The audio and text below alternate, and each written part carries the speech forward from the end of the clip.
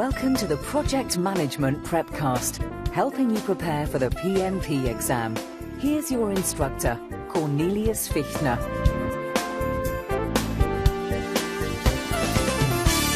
Hello and welcome back to the Project Management Prepcast. We're the good, better and best PMP exam preparation course. All in one. I'm your instructor, Cornelius Fichtner. Quite often, project management is not totally black and white. It's a fact. As a project manager, you can respond in various ways to events. This means that you are not only faced with the issue that you may have a personality conflict on your team, but you must also decide whether to address this conflict directly with the team members or if it would be better to come up with a team building exercise that may help your team to overcome the situation. And what if, during your PMP exam, a question just like this one comes up and you'd have to choose? Which one would be the one to choose? Well, you'd simply have to find the best answer to the question, which is what we will explore in the coming slides. We'll see some sample exam question types, approaches to answer these sample exam questions, and also how to determine if you may be ready to take the exam. First things first. Your job during the exam is often that of having to identify the best answer, and not simply the correct one. The PMP exam has 200 multiple-choice questions that need to be answered in 4 hours. For each question, you're given a scenario, along with 4 answers, A, B, C, D, to choose from. And just like you see here on the screen, more often than not, 2 or even 3 of the available answers may look correct. So your task is to first eliminate the obviously wrong answers and then select the best one from among those that seem to be correct. And just as a chess player must learn the abilities and values of each chess piece on the board before they can master the game, so will you have to learn the mechanics of taking the PMP exam and what to expect, when to arrive at the testing center in terms of the types of exam questions that you will be asked. Being able to answer sample exam questions is crucial to your success. Sounds simple? In concept, yes. After all, your exam will only consist of multiple choice questions. However, there are a number of question types, and each has their purpose and caveats, which makes knowing how to get the most out of each question exponentially crucial. And here are the 5 types of questions that you can expect to see on the exam. They are formula-based questions, situational questions, knowledge questions, interpretational questions, and questions that require you to understand a specific technique. Let's look at each in detail to see what you'll have to expect and know. There are around 50 formulas that you must know for the PMP exam, so you can expect to see several formula-based questions on the exam. Some are complex and others may be simple, like what is the depreciation rate of an item that costs $500 and has a useful life of 5 years? Well, that's easy because it's simple. 500 divided by 5, which is 50. No, I mean 100, of course. But that's exactly the point I wanted to make here. During the exam, you will have access to the built-in Windows-based calculator on the exam computer, and I strongly recommend that you use these calculators even for the simplest calculations. Otherwise, 500 divided by 5 suddenly becomes 50 instead of 100. Then we have situational questions. These test your ability to apply theoretical knowledge to real-life project management situations.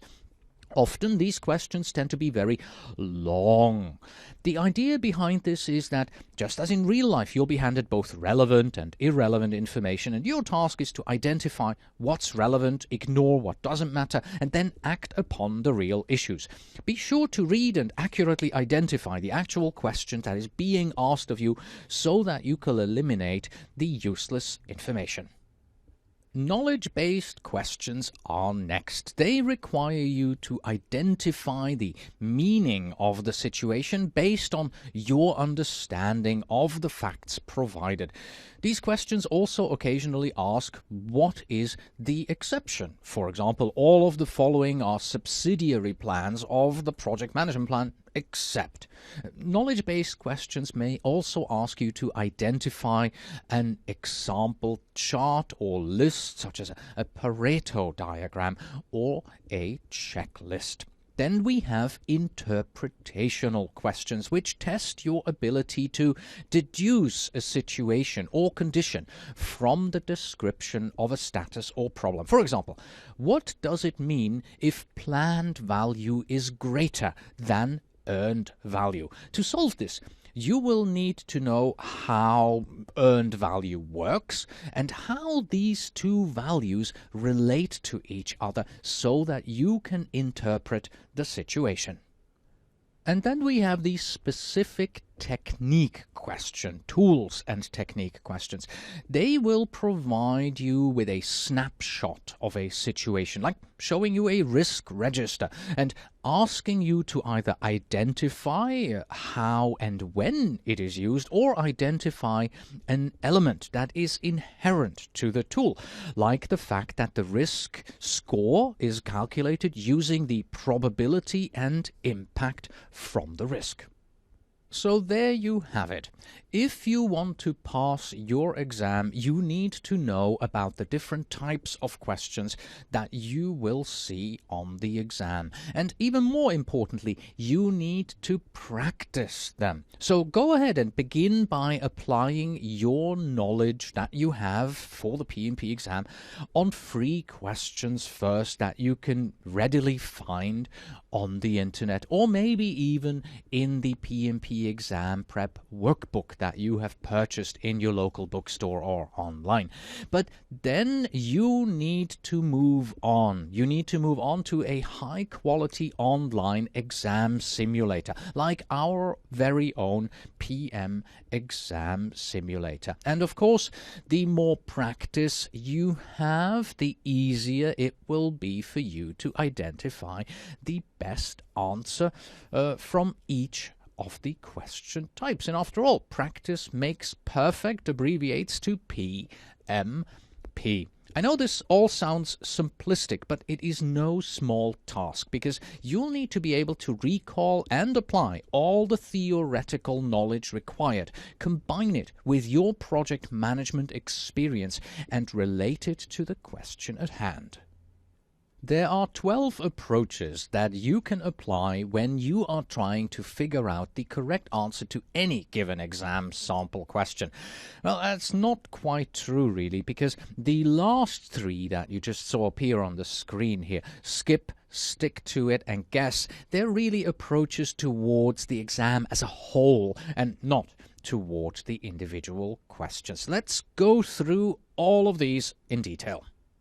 We begin with head first, and by this we mean that after you read the scenario, come up with the answer in your head before taking a look at the answers that the exam is showing you. You may already know the answer without taking a look at the 4 answers provided. There's no need to allow the other 3 answers, the wrong ones, to confuse you if you already know the answer. Second, well, read the answers before reading the questions. This upside-down approach can be helpful in the case of very long questions. Go ahead and read the answers first. Now read the final sentence of the long question, and now read the whole question. This helps you to see what answers are available. And the last sentence in the question is usually where the real question can be found. Once you have taken this information in, you can read the scenario, and already knowing what possible answers you have will make it much easier for you. And then you should also try and eliminate any answers you know that are not correct. There are going to be times when you're going to be able to completely eliminate an answer because it's so out there. Maybe even two of them, which just you look at them and go, that's just completely wrong. It will make answering the question a lot easier because you now only have two possibly correct answers left, and the other two you don't have to worry about anymore. Then you also want to be wary of absolutes. Answers that contain absolutes, such as always, all, every, never, none, or only. Now, they may look good, but remember, absolutes are a dangerous area in project management because there can always be an exception to them. So make sure you consider the restrictive nature of an answer that contains an absolute, because is it really always that we do it this way, or we do it never this way? So be wary of these absolutes. Also, doubt answers that just sound familiar to you.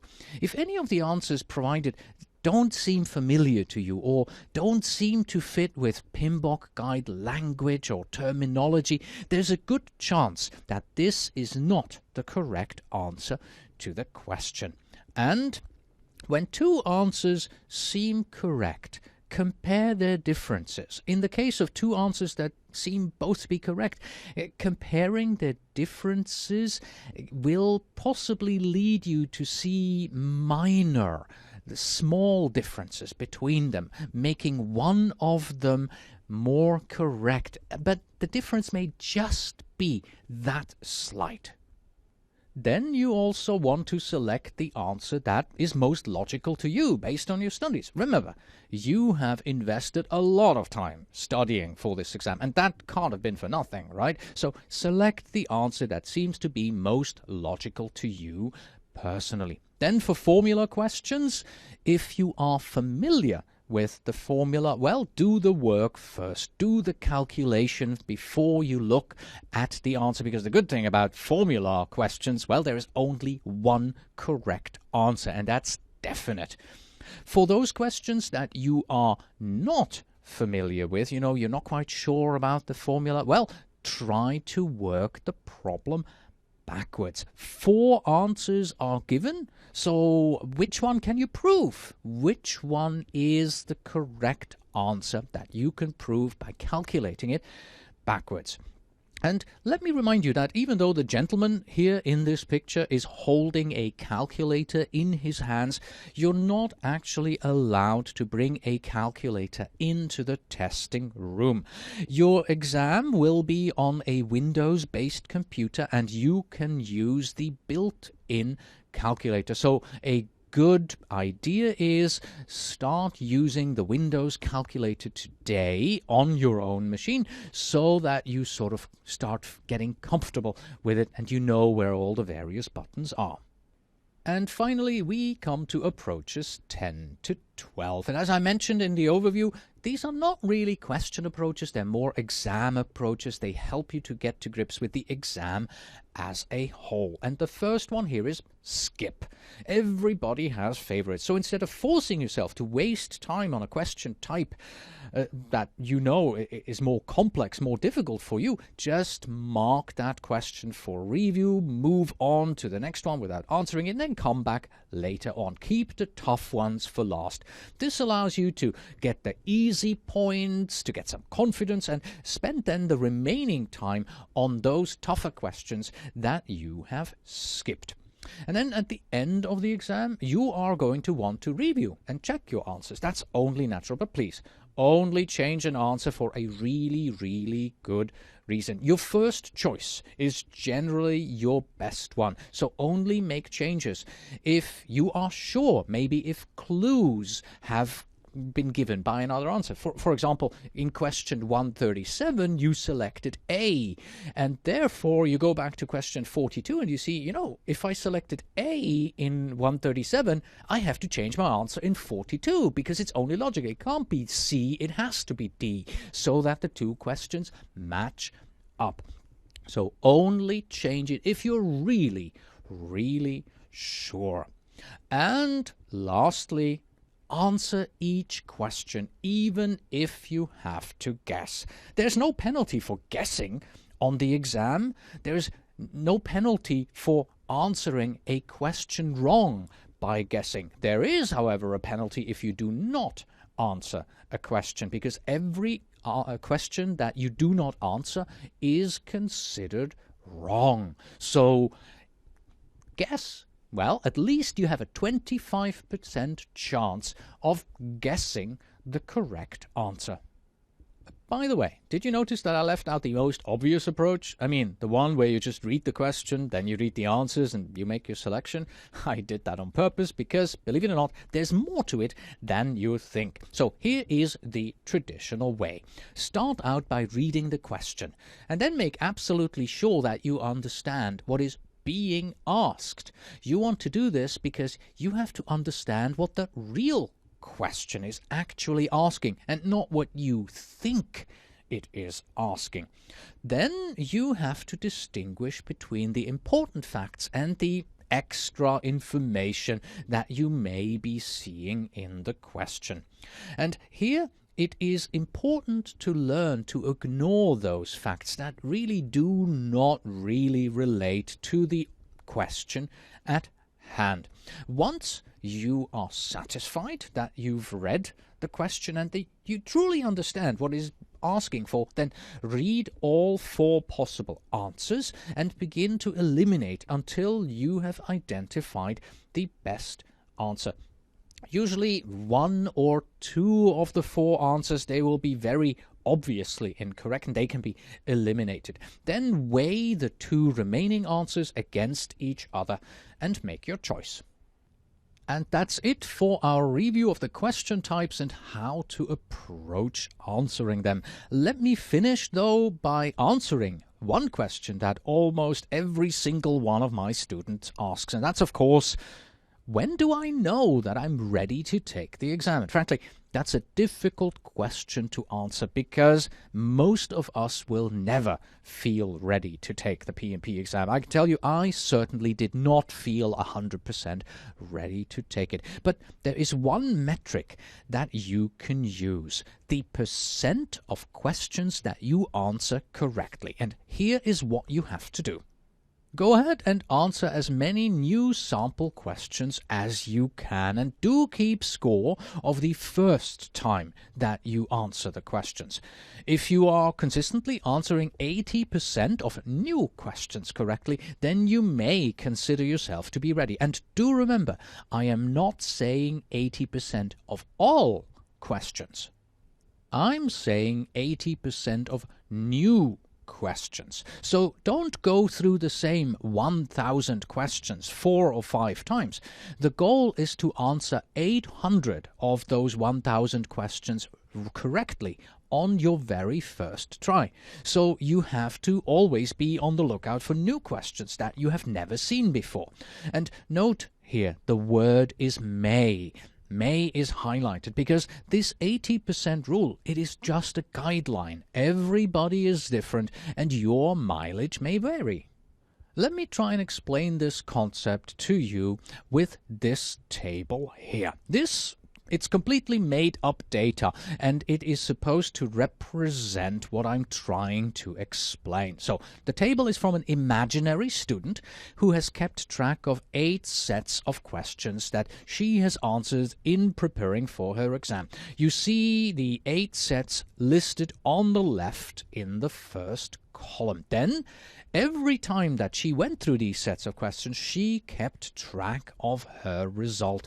You see that in the second, third, and fourth column, she noted the percent of correctly answered questions each time that she repeated going through the same set of questions. What you will notice is that the first time she answered the 53 questions in the first row, she only got 60% correct. Then she tried the same questions again and she got 72% correct. And on the third time she answered the same 50 questions, well, she got 94% correct. But that wasn't because she improved or learned new things. That's because she remembered what the correct answer was from the previous attempt. And that is true for all question sets that you will answer. If you answer the same questions over and over and over again, you'll get better because, well, you remember what the correct answer is. But on the PMP exam, you only get one try. You only get the first try. But now notice how the numbers in the first attempt column are slowly increasing. How she is slowly raising her score over time.